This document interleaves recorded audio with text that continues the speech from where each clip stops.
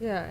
And to your point, I think because every body is different. Correct, yes. A big fear of mine and something that made me just keep postponing and postponing was, I'm a mid 30-year-old woman and I feel like I'm finally hitting my stride in my career. I'm in the fitness industry.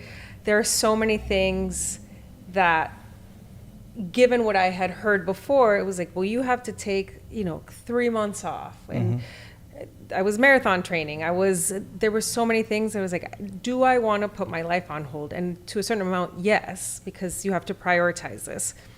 But also that it was being able to regulate and schedule a little more and work with the schedule that I had, given my demand and the demands on my body. I mean, common, right? Everyone has travel plans. They have to travel for work. They have a busy, I hear this all the time. Luckily, the process, I feel, is quite streamlined. And people say, oh, I thought this was going to take 2 months and it took 12 days, Yeah. So I think perception of the reality of the process needs to change a little bit.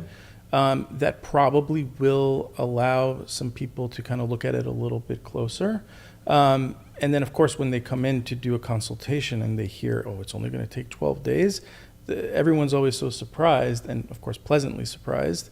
And I think that if that, even through this message, if it gets out there that it's a process that doesn't have to take 2 months or 3 months, right. I think it will be something that people look at a little bit more seriously. And that it's even less limiting than what you consider because, again, I had this full schedule. I teach yoga, I run. It's like, I can run up to this point. Like, just even knowing that even though we had already started the process, it didn't, I remember I got my long run and I think I did like 15 or 16 miles, like well into, I wasn't at injection phase yet, but I was still like up until when we were on birth control, when things were already like on, headed in that direction, with the final date of like, all right, it'd probably be best if you just started to take some time at this point. I think universally, it's helpful to know that once you start those injections, most people will start to see an increase in the size of their ovary within 3 to 4 days, right?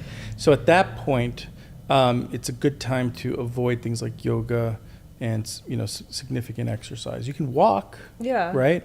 You can do some light kind of arm, dumbbells and, curls and whatnot. But beyond that, you don't want to twist or contort your body in any way because the risk, of course, is that the ovary twists. So typically I tell my patients 3 to 4 days into injections, and then you can't do anything until you get your period because that's when the ovaries normalize in size. Right. So there is a timeline, but it's different than, I guess, what from start to finish, where that lands and where it's most important to just back off a little bit. And again, Correct. It was much more reassuring on my end than I thought I had to take 2 whole months off from everything. Yeah, and when you're in an industry where you require, to be in constant motion, I think, I can see why you were worried about that.